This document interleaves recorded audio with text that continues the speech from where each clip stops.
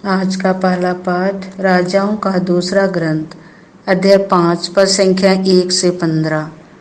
Israel में बहुत से कोढ़ी थे, उनमें से कोई नहीं बल्कि सीरी नामन ही निरोग किया गया है। आराम के राजा के सेनाध्यक्ष नामन को अपने स्वामी का सम्मान तथा कृपा दृष्टि प्राप्त थी, क्योंकि प्रभु ने नामन द्वारा अरामियों को विजय दिलाई थी। वह महान योद्धा था, किंतु कोढ़ी था।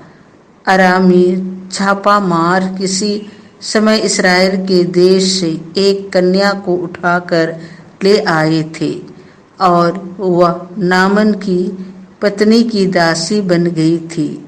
उसने अपने स्वामिनी से कहा, ओह, यदि मेरे स्वामी समारिया में रहने वाले नबी से मिल जाते तो वह उन्हें कोढ़ से मुक्त कर देते।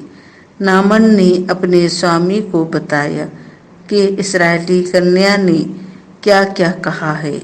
इस पर आराम का राजा बोला, तुम वहां जाओ, मैं तुम्हें इसराइल के राजा के नाम एक पत्र दूंगा।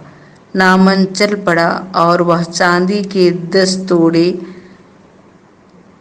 सोने की 6000 आसरफियां और 10 जोड़े कपड़े अपने साथ ले गया। उसने इसराइल के राजा को वह पत्र दिया। उसमें यह लिखा था, मैं इस पत्र के साथ अपने सेवक नामन को आपके पास भेजता हूँ, जिससे आप उसे कोढ़ से मुक्त कर दे। इसराइल का राजा पत्र पढ़ते ही अपने वस्त्र फाड़ कर बोल उठा, मैं तो ईश्वर नहीं हूँ जो मार और जिला सकता है, तो उसने किसी को कोढ़ से मुक्त करने के लिए क्यों मेरे पास भेजा है। वह निश्चय ही मुझसे लड़ने का बहाना ढूंढ रहा है। जब ईश्वर भक्त इलीसाई को यह पता चला कि इसराइल के राजा ने अपने वस्त्र फाड़ डाले हैं, तो उसने राजा के पास यह कहला भेजा, आपने क्यों अपने वस्त्र फाड़ डाले हैं? वह मेरे पास आए तो वह जान जाएगा कि इसराइल में एक नबी विद्यमान है। इसीलिए नामन अपने घोड़ों और रथों के साथ आकर इलीसाई के घर के द्वार पर खड़ा हो गया।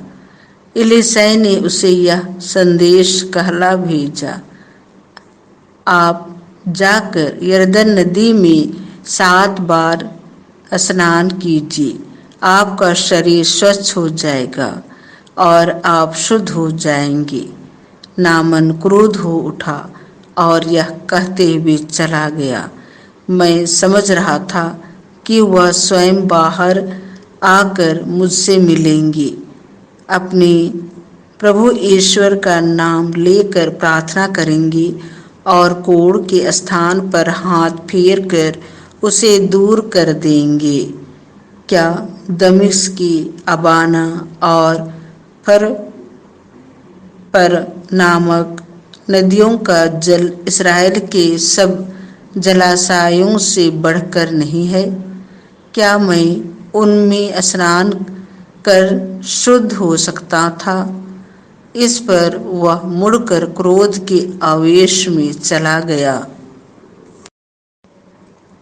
उसके सेवक उसके पास आए और यह कहकर उसे समझाने लगे, पिता, यदि नबी ने आपको कोई कठिन कार्य करने को कहा होता तो आप उसे अवश्य करते। जब उन्होंने इतना ही कहा, स्नान कीजिए और आप शुद्ध हो जाएंगे, तो आपको ऐसा अवश्य करना चाहिए। इसीलिए उसने जाकर यरदन नदी में 7 बार डुबकी लगाई, जैसा कि इलीसाई ने उससे कहा था, और उसका शरीर फिर छोटे बालक के शरीर जैसा स्वच्छ हो गया। वह अपने सब परिजनों के साथ एलीसाई के यहाँ लौटा। वह भीतर जाकर उसके सामने खड़ा हो गया और बोला, अब मैं जान गया हूँ कि इस्राएल को छोड़कर और कहीं पृथ्वी पर कोई देवता नहीं है। यह प्रभु की वाणी है। संत लुकास के अनुसार पवित्र सुसमाचार अध्याय 4 पद संख्या 24 से 30। इलियस और इलिसियुस की तरह यीशु केवल यहूदियों के पास नहीं भेजे जाते हैं।